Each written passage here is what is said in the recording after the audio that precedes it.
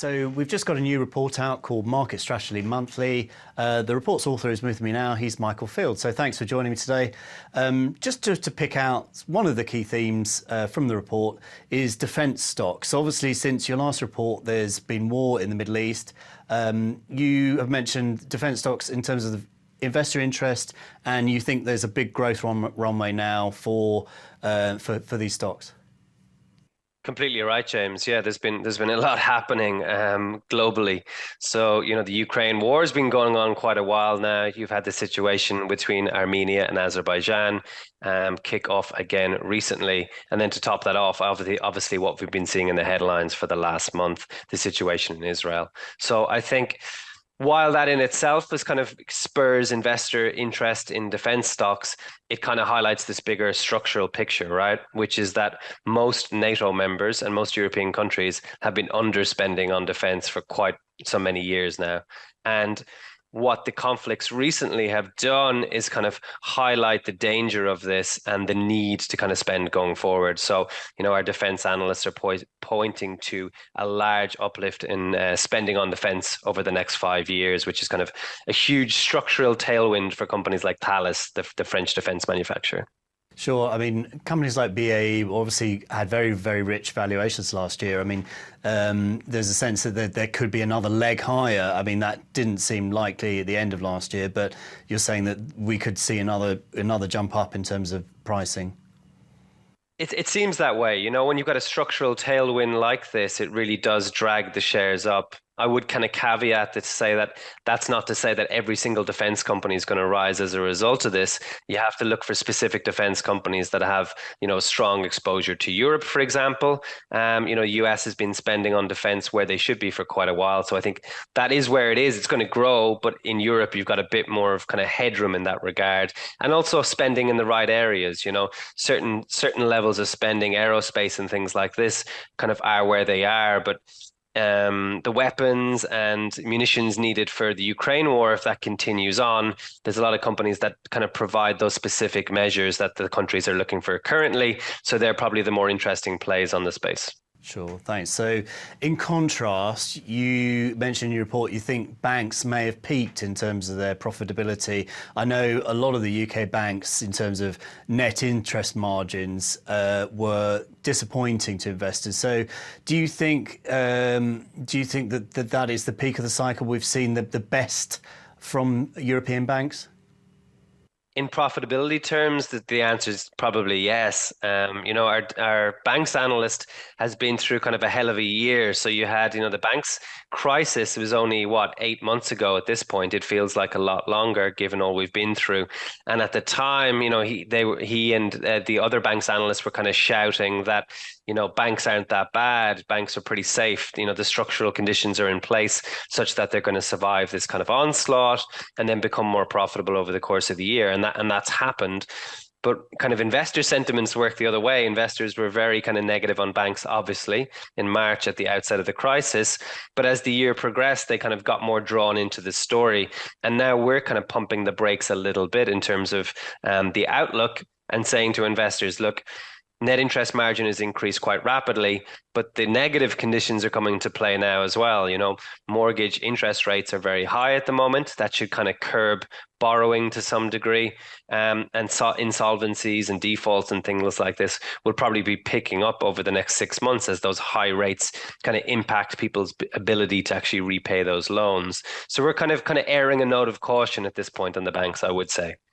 Sure. I mean, in terms of we've had two central bank meetings since your last report, and the message seems to be it's too early to be talking about rate cuts, and rates will stay high for longer. I mean, surely these are good conditions for banks to prosper. And it's true. And I think, to a large degree, investors haven't been listening to exactly what the Fed and the Bank of England are saying. They're still kind of noting caution, like you just mentioned, that interest rates might be higher for longer, whereas investors are kind of hearing what they want to hear, that, there'll be cuts next year, what have you. So I think that certainly is supportive of banks, of course. But as I mentioned, it's those other parts of it, the reduced mortgage lending, reduced loan lending to customers and businesses. Generally speaking, given the economic environment, and then the insolvencies, as I mentioned as well, like that are going to be detracting. So that's not to say that banks won't be profitable, but it just means the profitability that we've seen perhaps in the last quarter could be the kind of peak. Sure.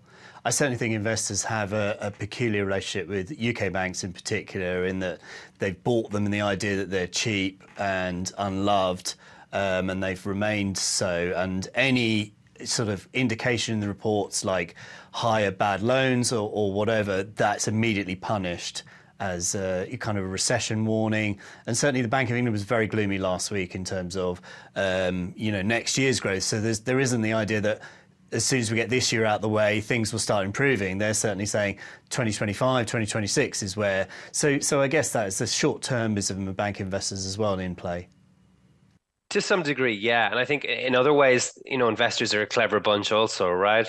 Like banks are highly levered investments on the economy. If you look at their deposits and how much they have to lever up on top of that to actually make a profit, it's very dependent on positive kind of economic activity around it. So I think investors are rightly cautious, but where we would say that they're not kind of fully grasping it is in the kind of differences between banks and the differences in health and loan books and things like this between individual banks. And that's where we think that kind of stock picking nous is particularly important. Sure, thanks. So to another sector where investors have been particularly gloomy, we're talking about house builders, and you'll notice a big jump up in Persimmon share price this week. And, we got the feeling that investors were pricing in all the terrible news for the housing sector. I know Morningstar thinks that a lot of these house building stocks are materially undervalued. What explains that jump? It was only a trading update, and really it was a poor update in that it said, completions have been, lower than expected, but there was a sort of slight beating of previous targets, which immediately spurred a jump in the share price. Is this something we should expect going forward with house builders? No, it's very hard to tell, right? They're at the kind of the vanguard of what happens to the economy.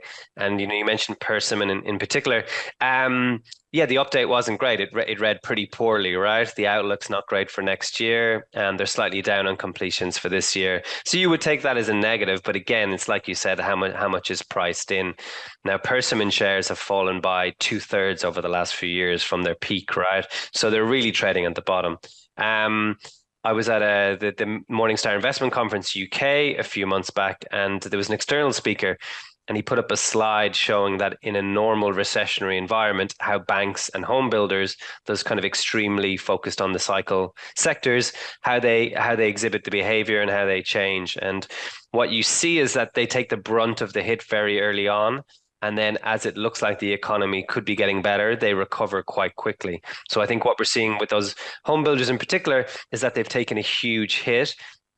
And the difference is, investors are looking at this thinking, right, well, it could be 3 or 4 years before, the economy recovers from a home building perspective. But, investors don't need to wait 3 or 4 years. All we need to do is see the signs of recovery for you to actually make money in those shares. And that's the kind of difference.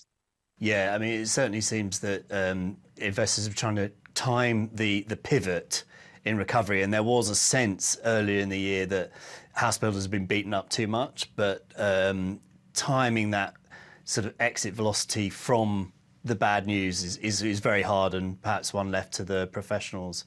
Perhaps, but if I might stick on a theme of share price moves, I mean, it seems to be this earnings season has shown a lot of volatility in share prices, been really big moves.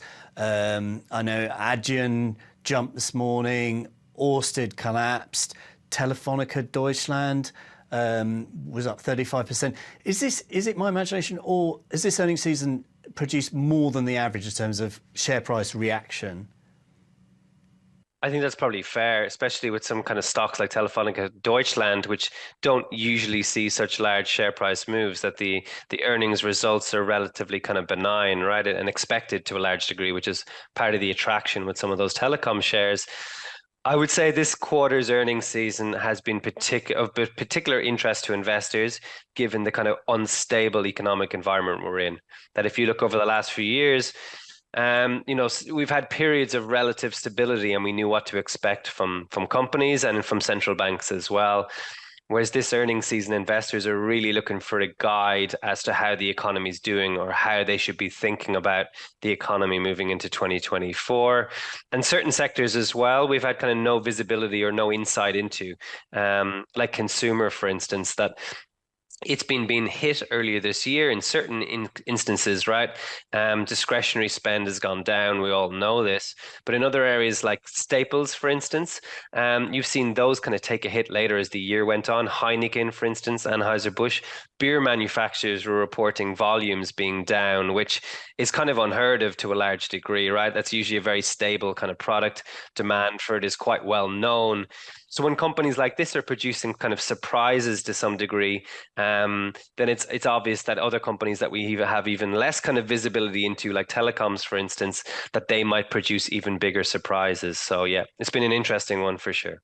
Sure. I mean, it's certainly profitable for, say, short sellers and hedge funds, but it probably makes the average investor a bit nervous about even holding, fairly predictable companies. What would your message be to investors? It's sort of don't panic if your share price falls 10, 20% in one day.